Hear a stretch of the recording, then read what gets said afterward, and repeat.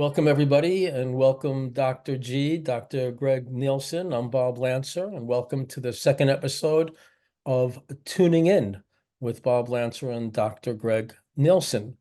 And we are going to be exploring some, I guess, deep topics today, wisdom topics about the transition that human beings are going through right now, at least from our perspective. That we're moving into a kind of an energy consciousness, making choices based on an intuitive feel-no basis. And we'll get more into that. And we're going to be exploring the teachings that we both received from Isidore Friedman. And we'll talk more about him. And if you want to know more about him, you can also tune into our first episode. And I'm sure today we'll say more. I thought we maybe start off when you suggested from the I think you could see Songs of the Star Lord. yeah, And he wrote many more poems than here. But I just opened the book just to choose one to read today, and okay. And this is by Isidore Friedman. Isidore Friedman. And of course, I'll talk more when I finish. It's the very one that I've been thinking about lately. I mean, not this poem, but some thoughts in here. So I'll go ahead and start. It's called Starseed Beta 3. Frustration is food for the growing wise. Properly used, it can open the eyes and forge a tool in the cosmic order that one may live on infinity's border. And the good and the bad form an interesting way to grow the gods in a cosmic play, whose stage is fire, air, earth, and water, to create a universe from this cosmic mortar. To people it with growing cosmic beings to help their thinking, feelings, scenes, self-ordered, aware, balanced, free, conscious co-creators with eternity. In measured cycles of ordered time to create with rhythm and power and rhyme, the lighted patterns of wisdom's power to fill with love each useful hour. To seed and sow each living soul, grow radiant flowers in the cosmic whole. To paint with a brush a galaxy long, in light and love and wisdom and song. And I know it just sort of nails it, you know. It's powerful stuff. Part of this to me was that very first line. Yeah. Frustration is food for the growing wise. Now this goes back to like 1972. Meeting with Isidore Friedman, we call him Izzy, and he would say things to me like, "Frustration is the food of the wise." At the time, I didn't think he was talking about anything to do with me. I just thought it was a nice little phrase. The last couple of years, it popped in my mind like, oh my God, that's what he meant. And I know that because I've been working on letting go faster my frustration. And the more I let it go quickly, without rushing, but gently, quickly, letting go, less frustration in my life. Yeah. We frustrate ourselves. We go into the frustrated state. I had a deep-rooted habit that I wasn't aware of. And finally, that phrase actually applied to me as opposed to just being a friendly, warm little quippet thing he said, like, oh, what a passing phrase. What does that mean? I had no idea. And now I'm beginning to discover. So, and it only took you 50 years. Only 50 years. I figured only a lifetime. It just barely. I'm a little frustrated about not getting to it faster, but yeah. So it's funny. I've also been writing I've been writing recently about frustration and really observing the mechanics of it, the internal mechanics of it. And one of the things that I've observed is that in the feeling of frustration, we are focusing our attention on a mental image of this situation that's frustrating us. I'm with you.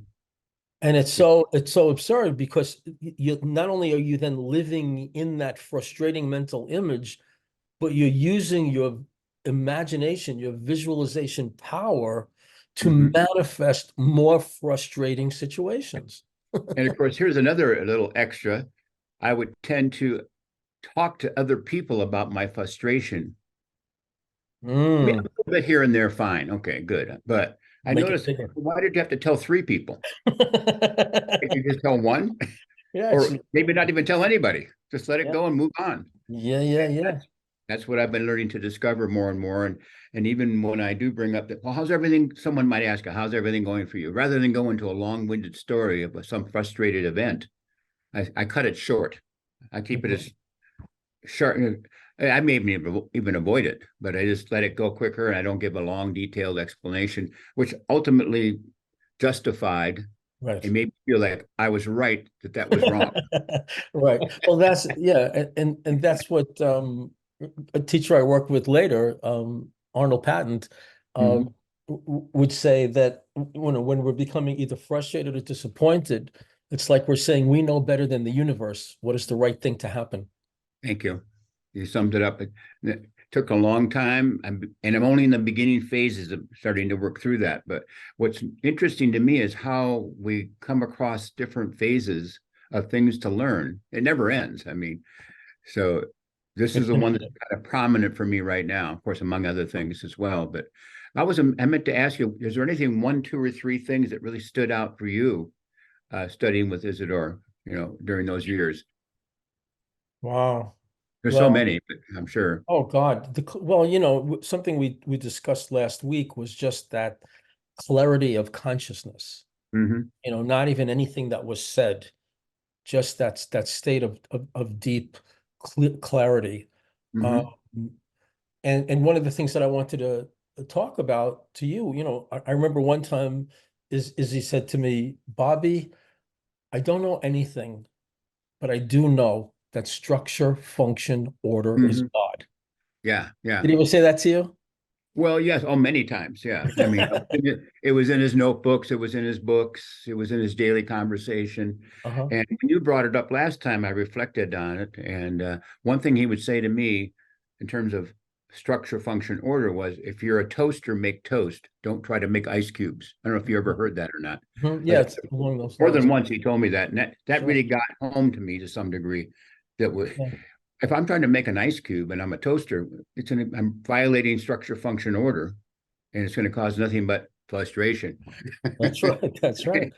Yeah, Which, one of the things he used to say was hell is living in someone else's pattern. Right? I don't know, we're starting to go into the stand-up comedy area now. Well, he was a funny guy, He was, yeah, Uh, living in someone else's pattern. And of course, I've spent more than 50 years working out of other people's patterns, mhm, because most of us, maybe not as many people now, were raised to follow someone's pattern or mhm. patterns. Could be parents, could be teachers, could be a religion, could be a political system. It could be all kinds of belief systems. But yeah, learning to really follow your own structure, function, order, at least for me, has been a challenge, and I enjoy the challenge. That's Yeah, fine. Yeah, yeah. because it's getting better and freer all the time. So, Well, that I think I remember Vitfan talking about referring to that individualizing process, finding your own individual path, referring mhm, to a statement of Jesus when he said, "Come out from among them and be mhm, ye therefore separate." yeah. Right? Leave the herd, Mhm, find your own true path. And one of the things that has really helped me was understanding on a feeling level the structure, function, order. So mm, if you're functioning, everything we do is a function, picking up a pen, writing, everything we yeah. do is we're functioning. Mhm, If you're functioning in line with your structure, you experience order. mhm. Well put. Yeah. Right? And that And, order has a feel to it, a feel and energy, a feeling of alignment, of extra focus, of moving out of automatic thinking and automatic emotion, just sort of being in the moment, in the so-called now moment. Mhm, Yeah. mhm. So yeah, that's well said. I Yeah. appreciate that. Yes, and he wrote so much about, evaluating things based on structure, not based on ideas or emotion Mhm. or desire. Sort of being able to sort of cognitively see the structure of your activity, what like maybe the structure of your day, and how does that fit? Are you going to have to rush around? Are you going to have to live very intensely to try to make that structure work? How does that feel? How does that flow? Does it flow in an orderly way, or does it require like a lot of intensity, which Yeah. generates chaos? Yeah, that can be a challenge for a lot of people. I know from time to time now it's still a challenge. because you can do too many things in too short a time. Even if you are moving in your path, but if you rev it up to a point where it's overloading your circuitry, you could put it that way, maybe, and you kind of leave your sense of structure, function, order, and sort of regress into some sort of a whatever pressure point of the past was what Izzy talked about. PPPs, yeah, pressure points of the past. And that's and that relates also to the STEM universe. Remember the STEM universe: space, time, energy, matter. And he would say, like, always make sure you're giving yourself enough time to do what you're doing in a calm, conscious, relaxed way. Yeah, I can give a good example of that. Just the other day, we're supposed to show something to the students that was going to be up on a screen. And it involved technology. It involved turning the laptop, logging in, pushing a button, having things come up. Well, every time I would try to get it to come up on the screen, at that particular time, something else would come up on the screen. Not the thing. So, and then I got into I've got to make this happen vibe. Oh boy, ego. Yep. Yeah. I'm going to make it happen. Yep. I'll do it again. I'll do it again. I'll do it again. Good luck with that. Finally, I became a little bit self-aware. In the past, it would have gone on for hours, but here maybe it was 20 minutes, 15 minutes. I said, okay, slow down, take your time, let it go. Come up with plan B. Boom, I come up with plan B. They didn't see the thing on the screen. We just talked about it. It was fine. It was a discussion. People could visualize it. And I explained to them it's not going to be available to look at right now, but we'll fix it for next time. And everybody kind of went with it. And it was a very pleasant experience. In fact, the variety of the changing of always looking up on the screen kind of made it more momentary in a sense. Well, learning how to work with it. Yeah. What's happening instead of against what's happening. And it's like the universe gives us like a traffic light, like a red light, a green light, a yellow light. And you got a green light, keep going. But if you're coming up against resistance and opposition, pull back. Let the universe, go with the universe, not against you. And again, that comes back into living in perception and feelings. And by feelings, I don't mean emotionalism. No, I get that. That intuitive feeling of being in a feeling tone or vibe, feeling, yeah. And I was, go ahead. And I remember Isidore used to talk about bringing rhythm and harmony into every day. He used to talk. He would talk about something I wanted to talk to you about today. There's a relationship, and I know this is going to be pretty deep, but there's a relationship between what was it? It was electronics. It was music, electronics, and something else. In terms of working with energy, and maybe we'll come back to that when I can remember the other. It'll pop in there. Yeah, but I wanted to also talk to you about Isidore taught you astrology, right? That's where you learned. Yes, I think that was pretty. Let me see. Yeah, that was the initial course that I took with him. He would come to Manhattan, where I was living, and we had a bunch of us meet on whatever it was on the weekend or one evening, and he would teach us astrology. So from there, what did you want to ask? So I know he taught an energy approach. Oh yeah, totally. Astrology and structure, function, order astrology. So how would you, and I'm sure you've done a lot of reading of other people's books about astrology. How would you differentiate the approach to astrology that Isidore presented to you? Well, you would test it and see how it worked. So that's a scientific method. So if something works, why not you use it again? I can give you an example. I didn't really talk about astrology with my son growing up. I pretty much avoided any kind of religion or philosophy. You should learn this is the right way, the wrong way. Just left him alone to be his own self as much as possible. But he went off to, I'm making a long story short, he went off to college, and some of his friends in California said, yeah, blah, blah, blah, astrology. Oh yeah, my dad's into that. So he called me one day and said, hey, I hear some of my people here at school, they like astrology. So I said, oh, well, I'll do your chart for the year and I'll give it to you to test. So I used a color coding system on a calendar, the green, the red, and I used gold for the change of the sun sign. I said, you just check it out and see what you think for the year, and we'll talk next year. Well, it kind of blew his mind. He said, oh my, I didn't know this.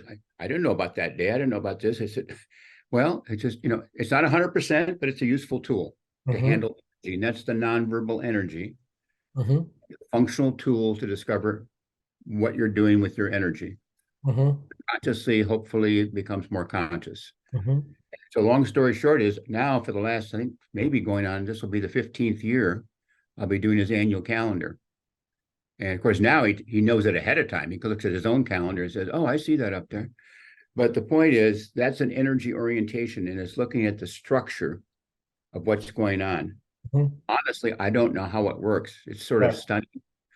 I gave up trying to intellectualize, but if you test it out, the one he liked the most was at a certain time of the month, the moon passes over your Saturn. I know it's a lot of lingo there, but it happens every 2.5 days every month. And I made a video of how to figure that out or apply it to yourself. And that's a time of possible more frustration, a possible psychological overload, mental overload, little frustration and delays. And over time, you say, oh my, yeah, that happens quite a bit during that time. Anyway, I can go on and on, but that's a real structural, functional application of did Isidore do your first chart? Or did you do your own? He started off what he called it the 4-3-2-1 chart. Your 4 elements, your 3 qualities, cardinal, fixed, immutable, 4 elements, earth, water, fire, and air. Your duet 2 would be your sun, moon. And the fixed, mutable, and fixed, cardinal. mutable, and cardinal. Your sun, moon combo, and your rising sign. So 4-3-2-1, which I thought was very good organic education. He didn't start with overwhelming you with this lingo. When I do a chart now, I don't even bring a lot of that stuff up. I just talk about what I see and do you still do astrology charts? Oh yeah, all the professionally for people. On a regular if anybody's basis. Listening to this, they can. Oh yeah, sure. Contact you through the description and find more about it. Yeah, on a regular basis. So he did the 4-3-2-1 chart for me, and now I have to honestly, I was one of those people that this guy must be crazy. He can do astrology. I mean, I was very judgmental. I had the typical reaction that people have. Although he was very genuine, so I just said, let me test it out and try it. He said, test it, try it, see what happens. Then I think if I recall correctly, I kind of griped about it a little bit and made a couple negative statements. And he said, I want you to go to Mason's astrology shop. I will pay for your chart. Wow. Yeah, not me, someone else. I think it was $25 at the time. So, okay. I went. I forget his first name, but he had a shop over on the east side, Upper East Side. Yeah.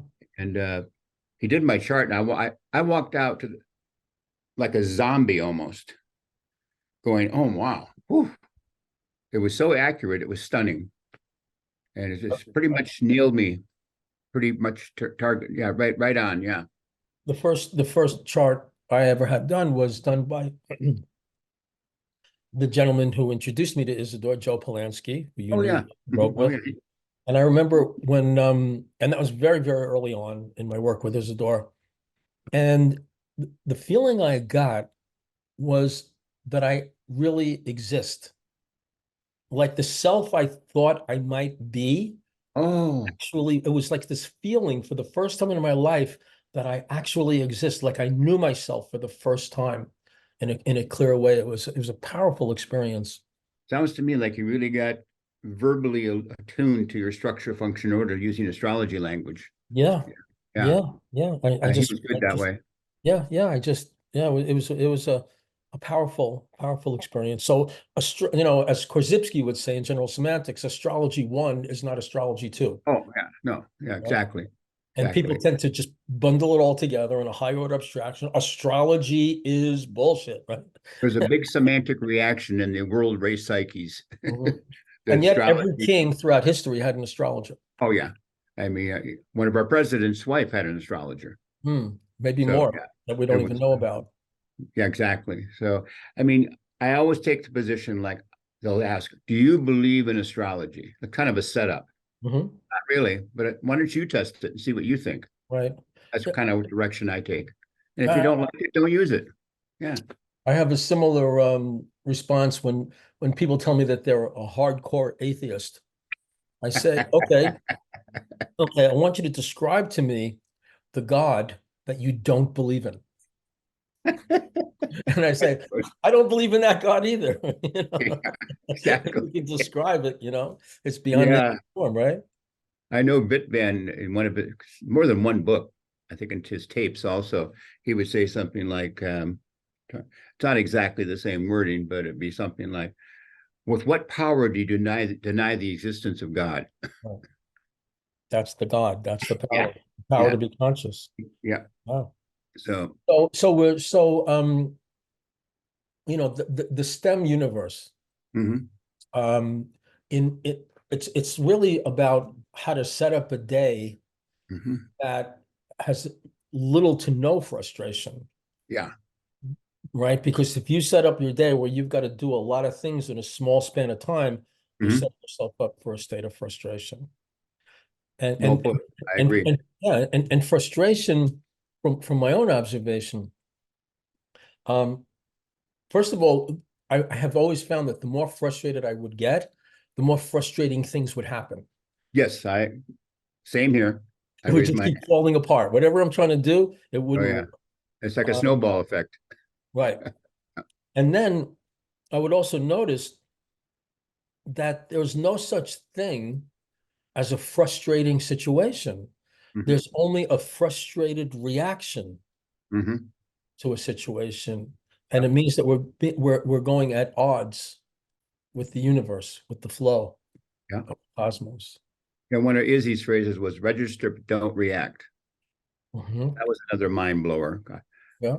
you can't react. I'm reacting. That's what you're supposed to do, right? I mean, Yeah. this happened, I Absolutely. reacted. So for a long time, I had a mental block until Yeah. finally Yeah. one day I said, just you're reacting, but you can let it go. Yes, acknowledge your reaction. You Mhm. registered it, you felt it, let it go. Mhm. And it was like freedom.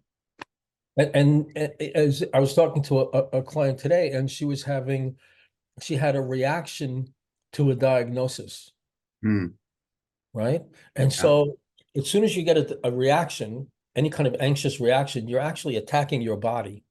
So you're Hmm. actually like attacking your own health in response to a diagnosis.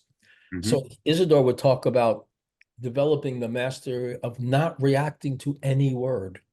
Yeah.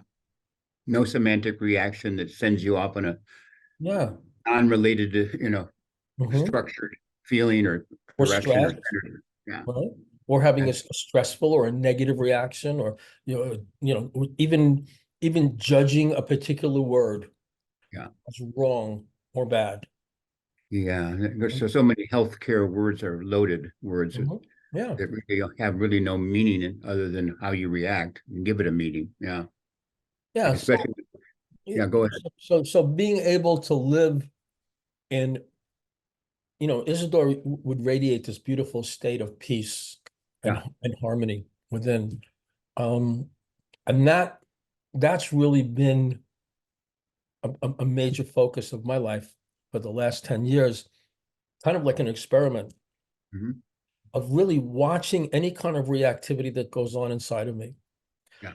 and just letting it go and being at peace and being in harmony with what is. Hmm. Just noticing if I'm getting into any kind of negativity. And as soon as I notice that starting to happen, no, no, I'm not going to try to figure out what's going wrong or why I should feel negative. I'm just going to let it go and allow myself to live in a peaceful, harmonious vibration on Hmm. a consistent basis. And it's amazing how much easier. Oh, yeah. uh, And of course, I'm on the ongoing process of working or enjoying that process myself, if you want to put it that way. But for me, I spend on average almost every morning, I would say 90% of my mornings, at least a half hour. Uh, I don't know what you're calling it. You might call it meditation, just coming to a place of allowing the source or the good energy of life. Mm-hmm. So many words, endless words for it, but you can feel the energy of it, the vibration of it. And that sort of washes out any over-analysis, Mm-hmm. over-planning your day, Mm-hmm. worrying about something that happened before. Will it Mm-hmm. happen again? And they Mm-hmm. may pop in your mind or come through a little bit, but let it go. Just let it go. Similar type of thing. And a sense of freedom inside happens.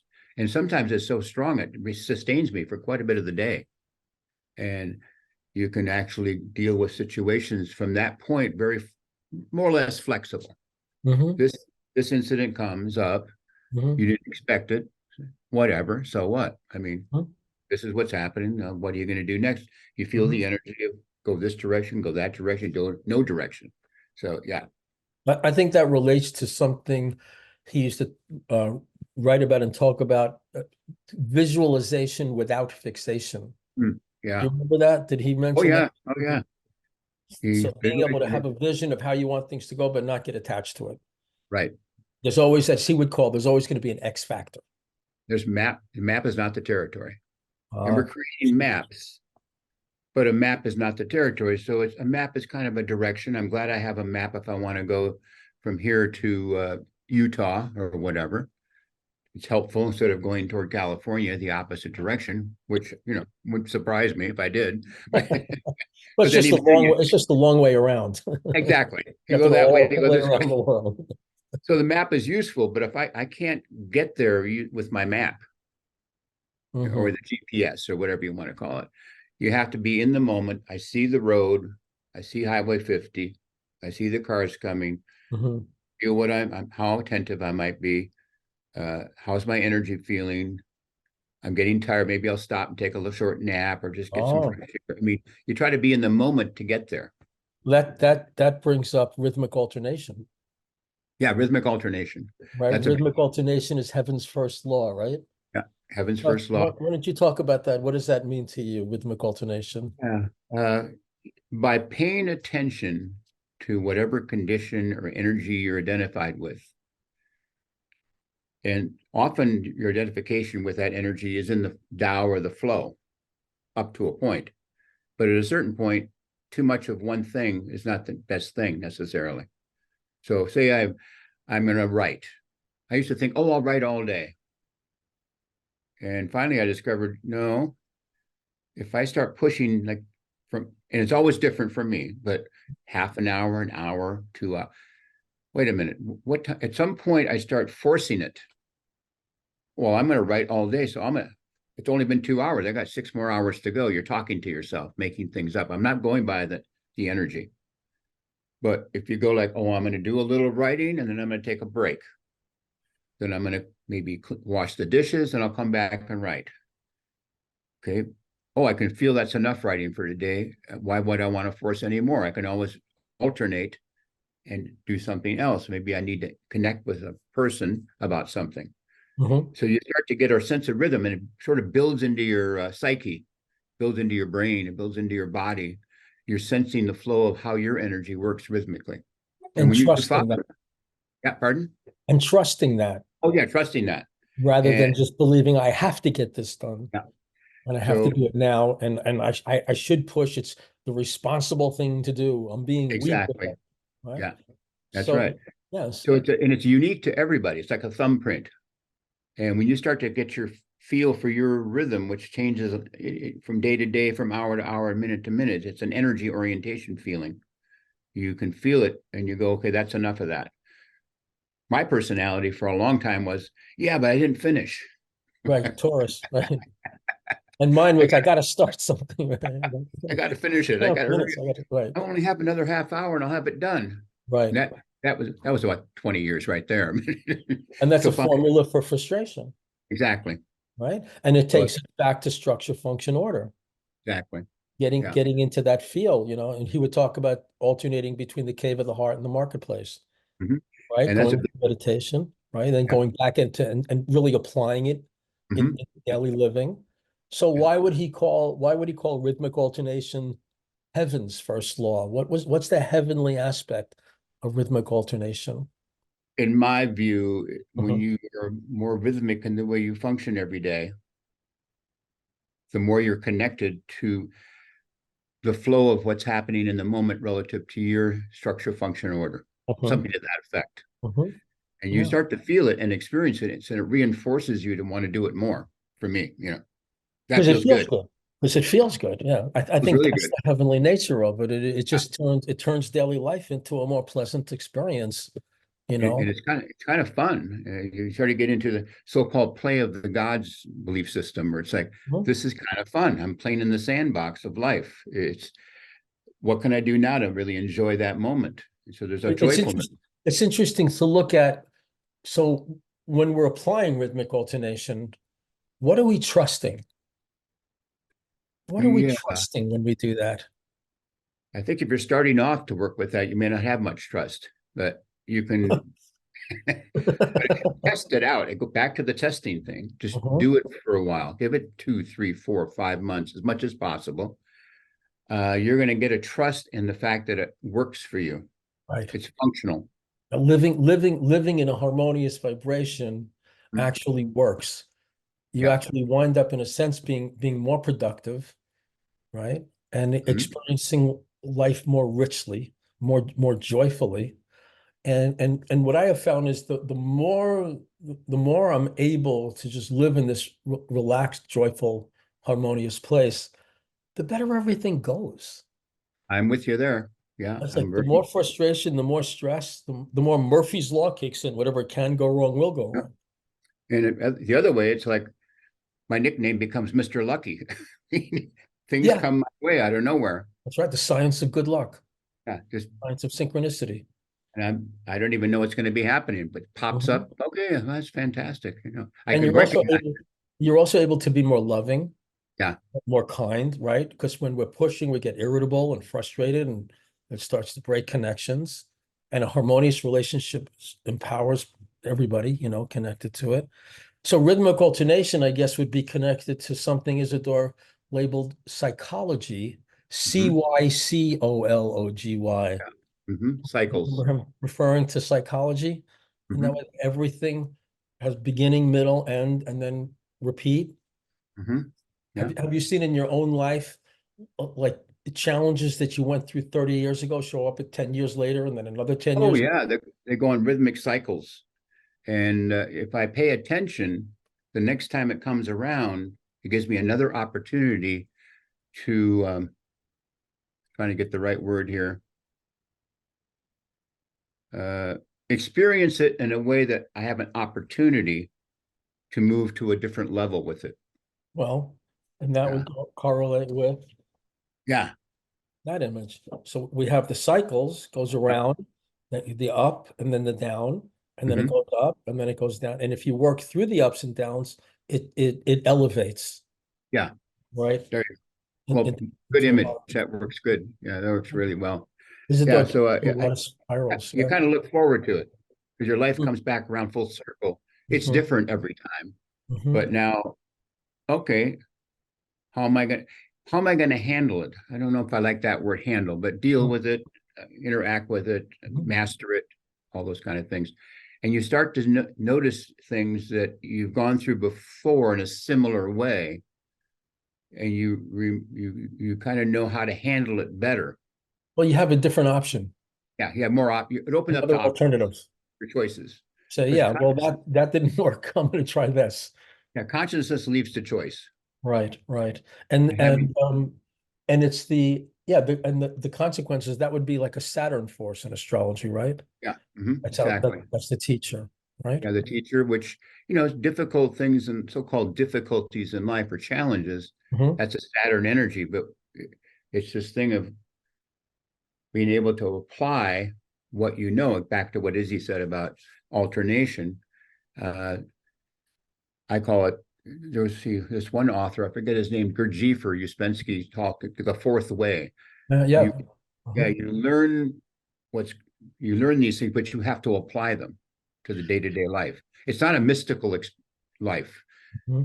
Well, mysticism can be parts of your life, Hmm. but really you're trying to align yourself, Integrate. Integrate. integrate, Yeah. and then bring it to the world in the sense of how am I going to handle this situation coming up today? Or You're not just Izzy used to say often uh, um, that what was it? I remember I was taking him to the doctor. I was driving him to the oh, doctor later on in his life and in our work okay. together, when he was going to the doctor quite a bit. And he said to me, he said, when all is said and done, much is said and virtually nothing gets done.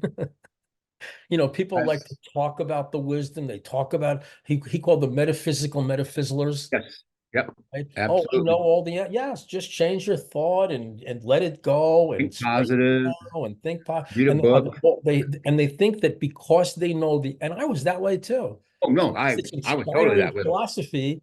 Before I Wow, met so Izzy, I was inspired by totally it. oh Yeah, yeah. I had my map, beautiful map. Oh, bro. My map yeah. was no territory involved. It's just all map.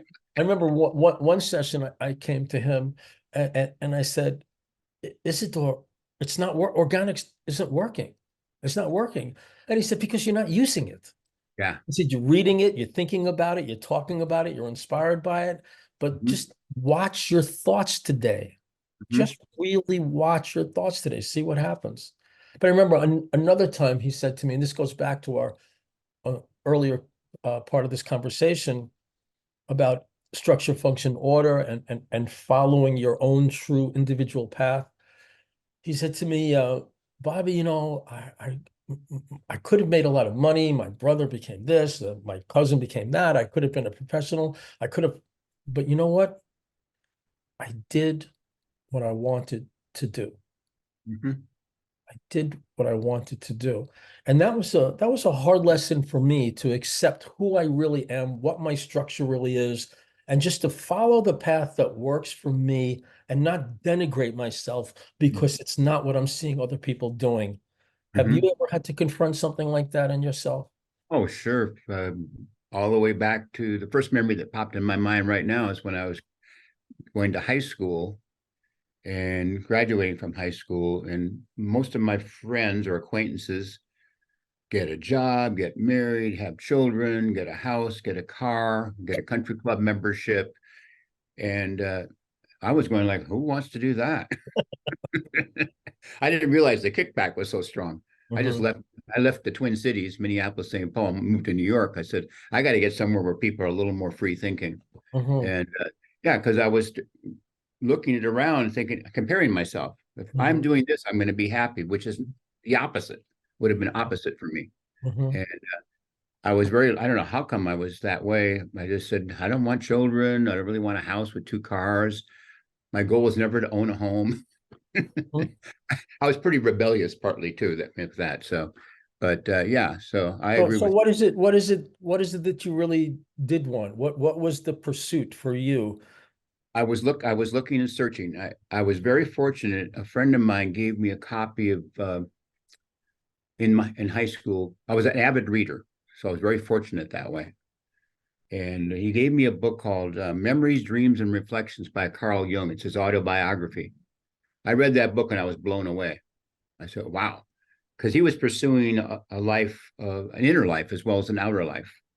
So it wasn't all trying to get things, get a house, get a wife, get a car, but he was pursuing his path the best he could, at least in the context of his times.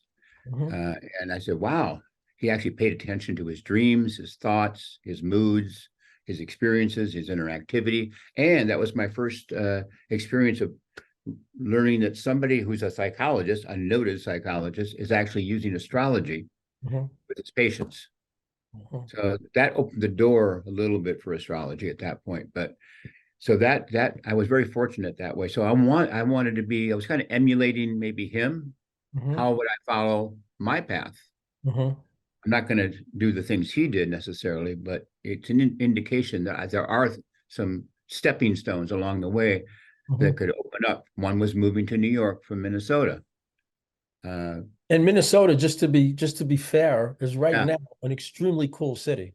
Oh yeah. It was cool then. I mean, Oh, it's culturally alive. Yeah, it's a rich. I went there over the summer in Minnehaha Falls, and that what a Yeah. gorgeous park that is, and so many hip restaurants and just cool people. Like Oh yeah. No, it's I got a was lot of good impressed. things.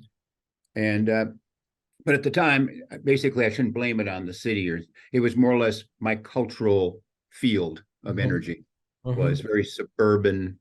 The things that you described, follow the path, okay, make a lot of money. My father was he had a home construction business, made a lot of money.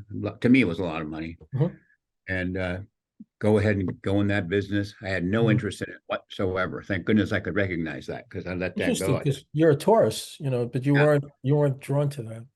I To me, wasn't drawn to it at all, and I'm grateful for his experience with it. But I needed to move on. I liked writing, and I liked being around creative people. And for some reason, in my mind, living in Greenwich Village in New York City was a creative place. well, yeah, yeah, yeah, So absolutely. I got there and went, okay, I'm there now. So what is it? What is it that clicked for you? Isidore, came to your meetings with Francois, Yeah. um, who was very aligned with Joseph Campbell, Oh, right? yeah, definitely. Joseph Yeah. Campbell's work. And you have some beautiful writing in your book Well, when you're thank you. describing the symbology of tattoos. Uh, Hmm. that's the most beautiful writing I've ever read of yours, Well, actually. that's where I got that's the Joseph Campbell stuff, basically. Yeah, So, it really and, flows from and you. Francois, he studied with Joseph Campbell, and that's where I got that. And I still use it, but as far as day-to-day life, using organics is the Right. key. Yeah. So that's what I was going to ask you. What was it about organics, about Isidore's work that clicked with you so strongly that it basically didn't it sort of just change the whole trajectory of your life? Oh, totally. Yeah. I mean, Francois, before he passed away, he said, "You guys need what Isidore has." I went, "I do?" I don't know what I was, 21, 22, 23. I can't remember even, early 20s. And so that sort of set me on a course when he passed away. And Izzy was gracious enough to be available to assist us in the process of letting go of, the grieving, whatever you want to call it, and opportunity for still continuing on a path and discovering your path even more. And he was very good that way. And he would get on the phone, call me anytime, basically, was the attitude. You're going through a difficult thing, just give me a buzz. We'll see if we can come up with some practical things to handle it better. And that's every time I would do that, see him in person or on the phone, it was very obvious things were getting better, not worse, as long as I remembered to apply it. Hmm. That Yeah. was, it took a while. I'm Yeah. still working on that, but over time, it became more and more of what am I going to do about this consciously? How am How, I going how, to follow? how has Yeah. how has it transformed for you over the past 5 decades since working with Isidore? I mean, you've been working with organics consistently from Yeah. that point on, just like I have. I mean, it's just part of our blood. That Um, just keep on how, keeping on. how is it now? Is it different now than it was? Yeah. I'm going to go back to what you said before when you bring that into your life on a more consistent moment to moment basis, more joyful, more compassionate, happier, playful, humor, enjoy, just all of these positive things are part of your day to day life, not occasional, not Mhm. once in a while by luck, sort of luck. Mhm. You're actually generating that, you're aligning with it, and you experience it on a regular basis. So I just don't go through a day without having some of those same energies coming through. Nothing matters. Understanding, He would say nothing matters very much, and most things not at all. yeah, and when you're more in that state, Mhm. it's more of a sense of you're playing with life in a conscious Yes, way. right. That's a That beautiful way. feels good. Yeah, it feels really good. Yeah. Did your dog just come in? Oh yeah. I guess you could see my dog. That's He just opened the a good door. dog. That's a good dog. It's sniffing out the Isidore Friedman way. He's a good boy. Yeah. Um, one of the things I learned from Isidore was relating to life challenges as spiritual initiation. Yes. Yeah. Did Oh, Oh, yeah. I You mean, resonate with that? Does that? completely. In fact, when you begin to see what you might think is a big challenge, big in quotation marks challenge, or something this seems overwhelming. How can I do this? For example, when my son was born, that just seemed overwhelming to me. And I said, wow, I don't know. Am I up for the challenge? I mean, you started overthinking it. Instead of getting into the moment, organics said, apply organics to raising my son. Here's what's in the moment. Pay attention. Here's the energy. What can you do now?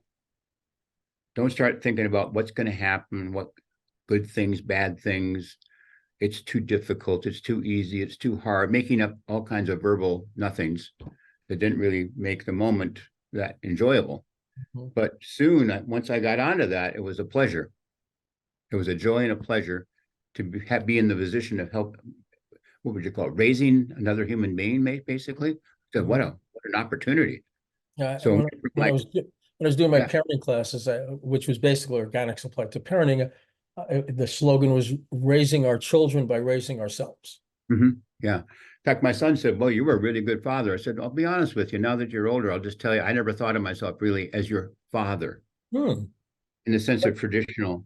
I How said, did you think of yourself? I felt like I'm a kindred soul, being in the Hmm. moment Hmm. as much as possible, Hmm. not to mess you up, but to you make your own decision, you see your own way to go. And once in a while, I would nudge if it was getting too far to a point where it might hurt you. Mhm. Kind of like when you see animals, what they raise like a bear or a moose or a cow, they're getting off on a tangent, they're getting out of the herd. Just kind Mhm. of steer them back just a little bit. A Don't little really, prod, little yeah, prod. don't punish them, don't make them, just sort of gently. Hmm. And they'd usually respond, but not that often. It was just an occasional thing. Yeah. Hmm. So Yeah. yeah, so I never really thought of myself as a father. I felt more like an energy person with another energy person, and Hmm. how can I interact with his energy to best not mess him up. Yeah. Yeah. But It's pretty because much how I relate to my yeah, two kids as well. Yeah. because I got this from Carl Jung, Hmm. different archetypal energies, and one of them is the so-called father archetype, mother archetype, old Hmm. wise old man archetype, Hmm. anima, feminine, masculine. So I knew that the tendency when you're little, or most people do it even when they get older, they find an authority figure outside of themselves to project their own authority. Hmm. And children often will do that with their parents. They sort of make them bigger than life. Hmm. So I did not want to, I didn't go into that role extra heavy and just play it to him. I did feel it. He looked at me that way, and I was, a father function, Hmm. but it was a functional thing. It wasn't. Uh, I'm a I think it, father, and it was Wittfand's material where he talked about levels of authority figure, like yeah, when you're a young child, you relate to the parent as the authority figure. They know what they're doing. mm-hmm, When you're a teenager, you relate to the parent as the authority who doesn't know what they're doing. And then when you become an adult in yeah, consciousness, you realize you are the authority. yeah, yeah, It's really about you and the choice. Like I used to say in the parenting classes that I would do is never raise your children to do as they're told. yeah, Raise them to be able to make the right decisions for themselves, whether there's no one there to tell them what to do. Sometimes people tell them to do the wrong thing, mm-hmm. right? And When you're people, summarizing, yeah, what I was doing. That was Mhm. the goal. Let Yeah. them go and discover through it might be trial and error. Mhm. This works, this doesn't, this is great, but they can make their own decision. I'll give you an example. When he was 7 years old, he loved to act. My reaction was, do I really want a son who's an actor? The typical thing, where's that going to go in life? Nowhere. Mhm. Mhm. But I Mhm. let it go. Mhm. And I found a place to take him. And he auditioned and got a part in a little children's theater group, and did that for all the way to the point where he went off to college to be an actor. And so I stayed out of the way, and I was more like feeding the interest as I could. I'm making a long story short, but about 2 years into college, he called and said, well, I'm changing my major to communication. My first reaction is, I didn't say anything, but my reaction was, yeah, but he put all those years into it. Isn't he going to continue? That's I guess you can say it's my Taurus thing, but I let it go. I didn't really say anything other. I embrace that, keep going at whatever I can do to help it. So I caught myself in that reaction, and it was I know he appreciated it because he was kind of a little nervous to tell me. I could feel that nervousness. But Really? I'm going to make the long story short and get right to the punchline here. Recently, I spoke to the company. He runs 3,000 employee company in LA, and his super big bosses had me come down and speak to their West Coast of leadership meeting, annual leadership meeting. So his one big boss after the talk presentation says, well, how come Dane could be so young and do all these things? I said, let me tell you, he got it from acting. Acting? I said, yeah. He learned how to memorize. He learned how to work with other people. He learned how to produce, direct, write. Is that what he's doing with your company? All those things. In fact, we send him out. We have a new client. Nobody knows what to say. We send him because he did improv. He can be in the moment. Your son, his name is Gabriel? Dane. Oh, Dane. That's right. Dane. Yes, I remember. Yeah, Yes. So, my son's name is Gabriel. So what I was trying to point out is this allowing his own unfoldment and be encouraging. And I didn't know where it would lead, but it led to it really just comes down to the practice of having a really conscious relationship with your child. There you go. You summed it up. Reading their energy, reading their vibe, and it's just about a conscious relationship and fulfilling that. And I can tell you, years later, I mean, I think in his early 20s, maybe he was still in college or finishing up college. He looked at me like really strange, like, what the heck? What the heck? What the hell was going on there? Because I tell my friends the things you did, they go, I got to meet your dad.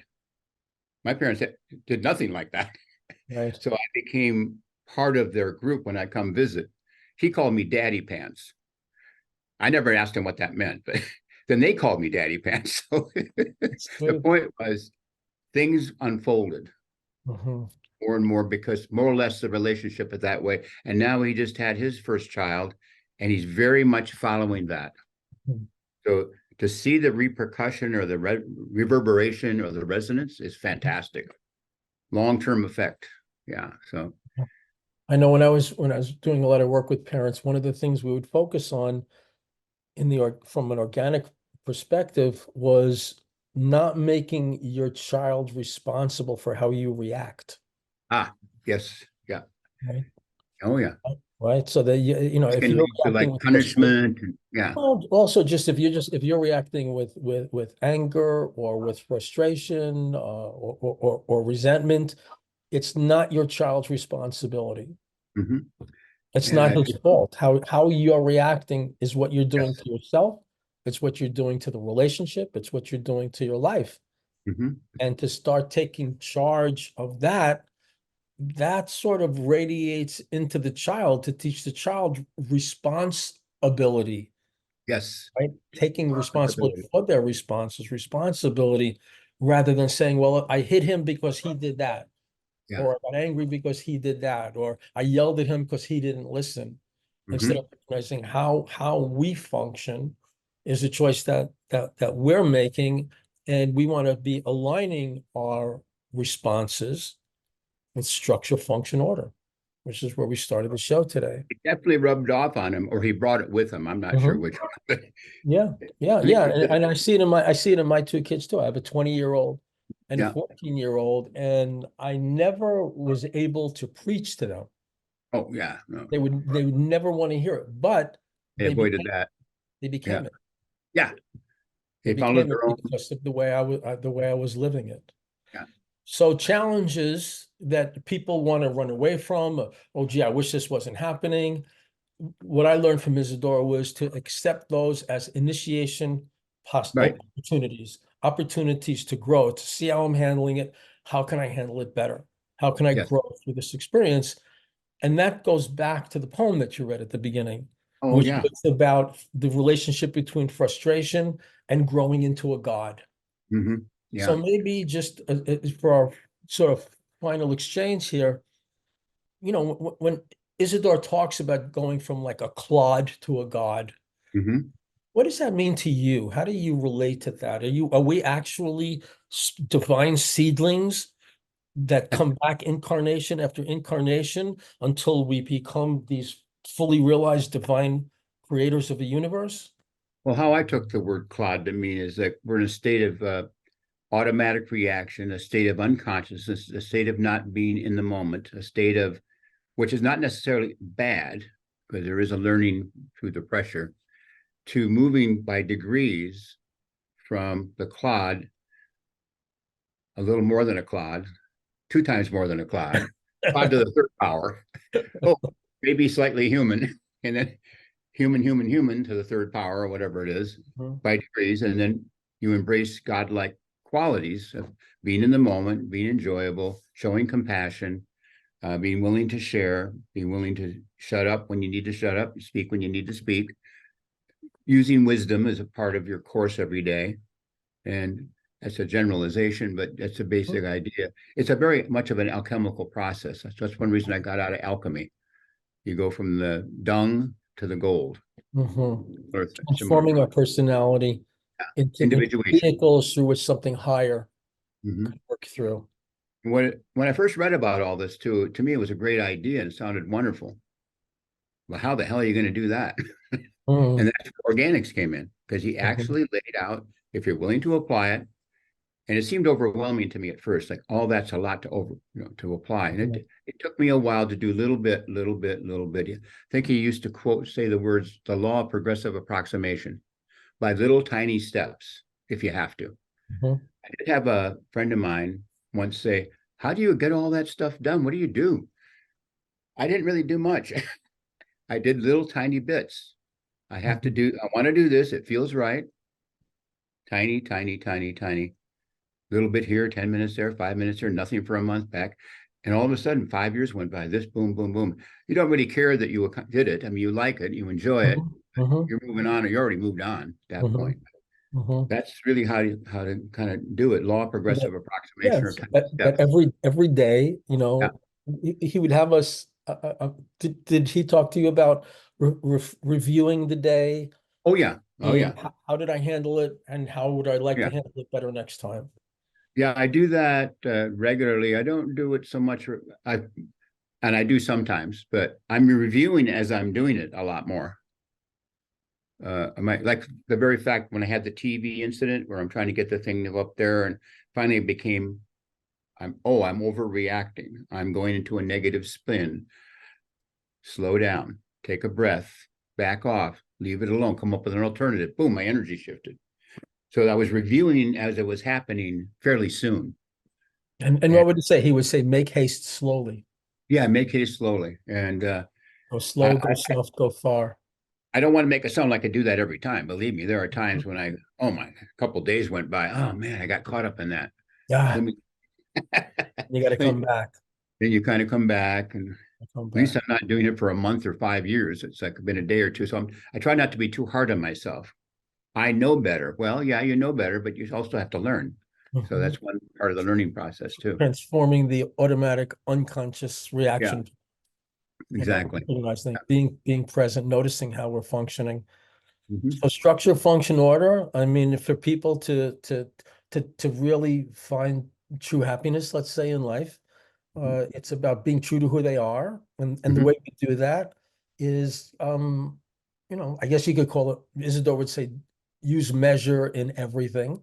Yes. Meaning, how am I being affected by the choice I'm making? Hmm. Just watch the feeling, so that if you're living true to who you are, the present moment feels good. Hmm. And I think when you the summed it present up moment right there. and when the present moment feels good, that's a state of order. And And you're taking a order is step like on your path. You're taking a step on your path. step on your path. Any step, big step, small step, in between step, it's a step. Yeah. Yeah. And I think for these times, as it was even back when Isidore was talking about it, but particularly for these times, he would talk about being a point of an island of order in the sea of chaos. Hmm. Not to get reacted, not to get sucked into the chaotic energies and thoughts and feelings about things, but to maintain, when you maintain an orderly state, and he would talk about bringing order into chaos in an orderly way. Yeah. So if you're in a chaotic situation, just first become ordered, get into an ordered state. Then you look, what is the right next step? You do Yeah. it slowly and carefully. Then you Mhm. stop, you see where you are, you reevaluate, you take another step. And that's how you build order in your whole life. And order, what does the word cosmos mean? Order. Mhm. Cosmos is order, chaos is the opposite. Chaos destroys, order is the way we build and create. Mhm. Very So well put. those are my final words for our conversation tonight. What would you like to for our Final podcast? word is What- frustration is the food of the wise. And I'm working on wisdom more and more every day, or unfolding this. I like that word better than working. Unfolding more wisdom by transmuting the frustration by not over identifying and clinging to it. And I'll sum up with that because that's part of what I'm working on or in going through the process on right now. Well, in our next podcast, we'll check up and see how you're doing with that. Sounds good. Yeah, well, I hope I'm not too frustrated between now and then. But if I am, I'll share that with you. Okay. Not too much though. All right. All Well, right. Dr. Greg, Dr. Yeah. G, it's been Later. a pleasure just connecting with my dear old friend again in the light of organics and Love carrying and God those bless. light forward together. Yeah. And, I just wish you all the joy in the world. And we're tuning in. We're tuning in. Adios, amigo. Yeah. Adios.